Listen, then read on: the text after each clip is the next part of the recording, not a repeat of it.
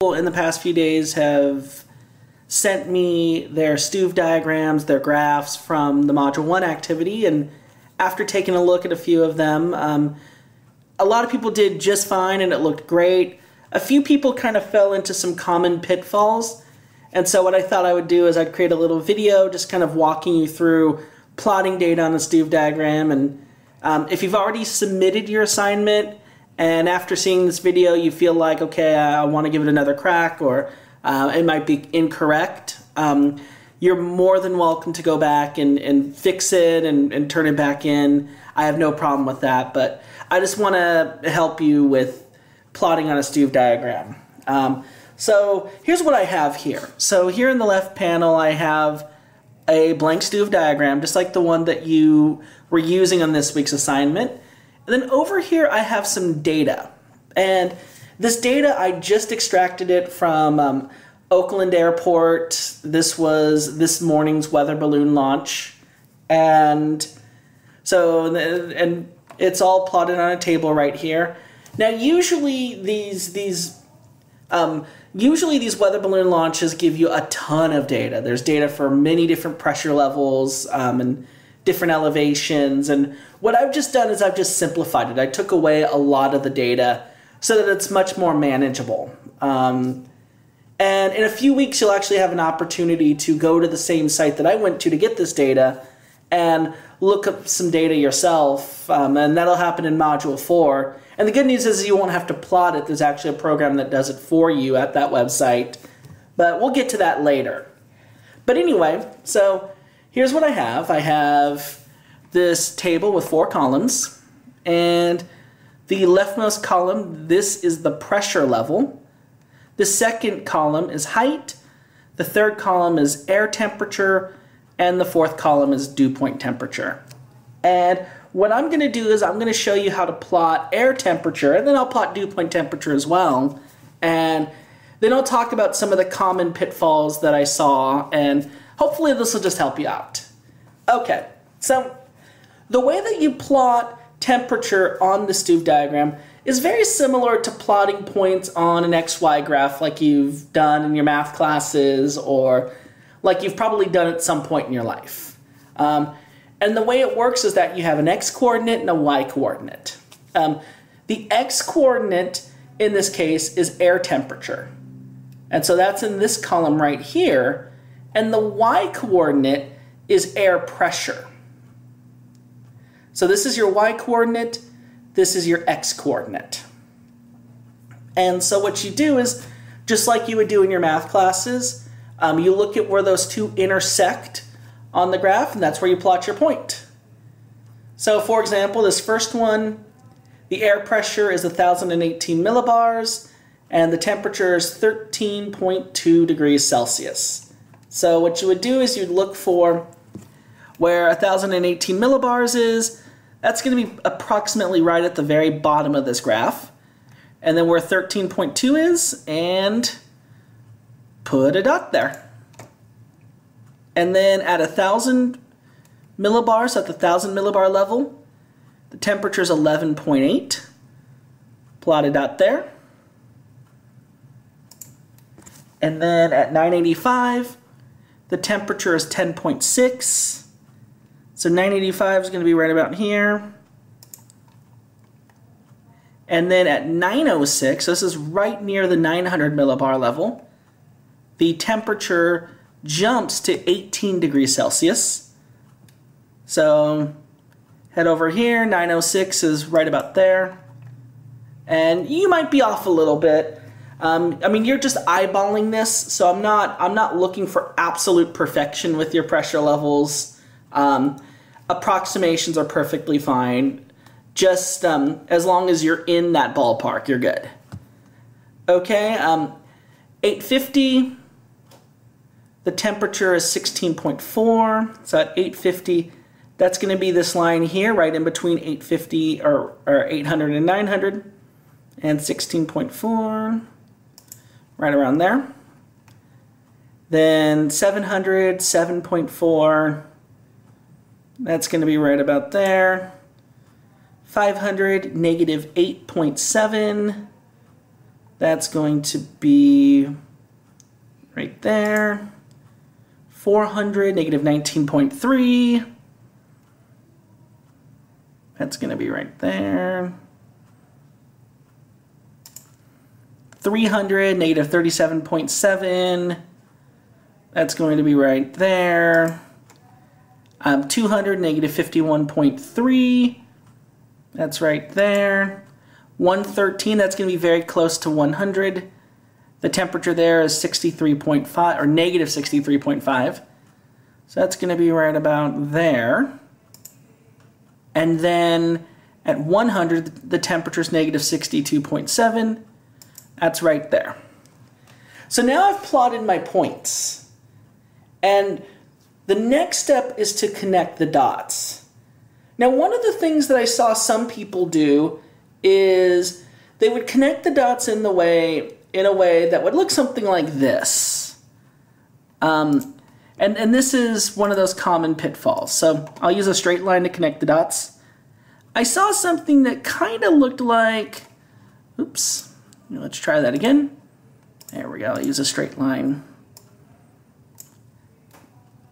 You connected those two dots, then like that, then over there, then up. And while you're technically connecting the dots here, you're actually not connecting them in order in this case. What you want to do is you want to connect the dot that you plotted here to the next consecutive dot, and then the next consecutive dot after that, the next consecutive dot after that, and so on and so forth. And one of the ways that you'll know if you're doing this incorrectly is you'll see a dip like this. You should never see that. You should never see the line dip downward. And let me undo what I did, and now I'll show you what you should do. So you should start at the first point, which was at the surface, 1018 millibars, 13.2, and then draw a line connecting that dot to the next consecutive dot, which was 1011.8. And then continue doing that. And keep doing that until you have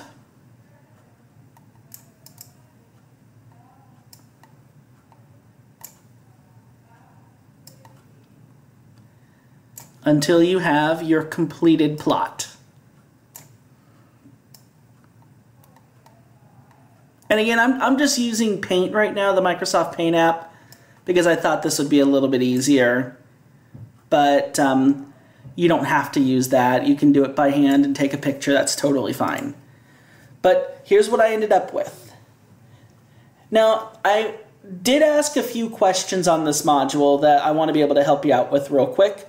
The first question I asked is there an inversion present near the surface? Now, when I say near the surface, I'm talking about near the bottom of this graph. So I'm talking about the region down here. And you can identify an inversion when the line suddenly tilts to the right, like it does right here. And when that happens, air temperature is increasing with height. That's an inversion. So, and this inversion begins right here on one side when the line is beginning to tilt to the right, and it ends right here at the other end. So where the line takes that turn and then it takes the turn back, that represents the inversion. Now this is different from the tropopause. You'll notice an inversion at the tropopause as well, but the difference is the tropopause inversion is going to be well above the surface. So the surface inversion is going to be down here at the bottom of the graph. The tropopause inversion will be near the top, which you see right here. You see this little place where it suddenly turns. It stops decreasing and starts increasing. That point where it turns, that corner, that's the tropopause. And so that's how you do this. And then if you want to, the next thing you can do is do the same thing for dew point, which I will do now. I'm going to use a different color. I'll use green. And this time, I'm just going to do it pretty quickly. But it's really the exact same idea. So 1008 and 11.3. 1018 and 11.3, sorry about that. So that's going to be right there.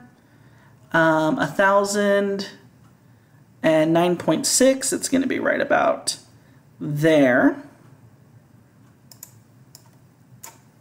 So 1009.6, actually I'm going to make these dots a little bit bigger. So the first one was there, second one was there. And then 9.4 at 985, it's going to be a little bit up there. Then 9.1 at 954. And then, let's see here, -8 at 906. That's way over here. And then -21.6 at 850.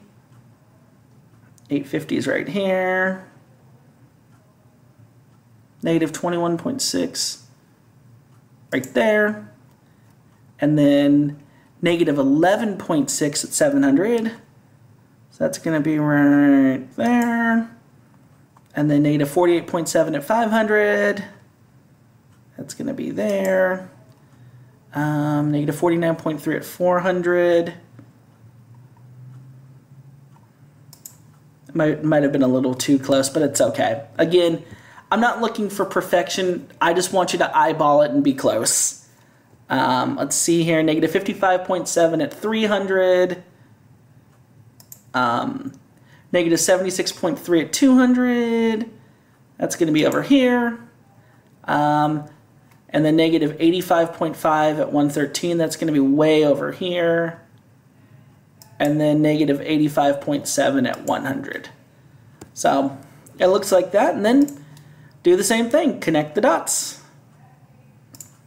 And if you connect the dots, they're going to look something like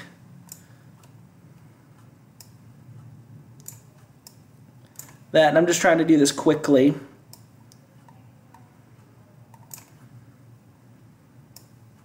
So it's going to look something like that. And then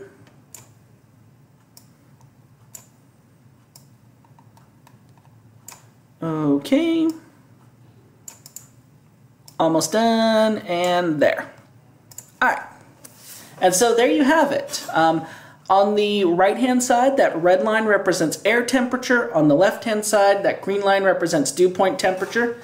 And then some of the questions you're going to be asked are, first off, are there clouds present? And the rule that I gave you is that a cloud will be present if the temperature and the dew point are within 1 degree of each other. And if you actually take a look, there are times when it's a little bit more than 1 degree. Here, it's the difference between temperature and dew point is 1.9. Here, the difference is 2.2. Here, the difference is 1.2. So here, it's very close. Here, the difference is 1.9. But in none of these regions is it less than 1 degree. So to figure this out, compare the temperature to the dew point, and whenever the difference between the two, so subtract dew point from temperature. So take temperature, subtract, let me try this again. Okay, 1 second. Actually, here, let me use red. Okay, take your temperature, and then subtract your dew point from it to determine the difference. And if this difference is less than 1 full degree, there are clouds there. If the difference is greater than 1 full degree, there are no clouds. So that's really it for this particular module activity. I hope that this helped out a little bit. If you're still stuck after seeing this and have any questions, please don't hesitate to reach out to me. Sending me an email, a direct email, is the best way to get a hold of me, but anyway, I'm more than happy to help. So this module activity is due at the end of the week, and so 11:59 p.m. on Sunday, and I hope this helped out. So thank you for watching, and have a good day.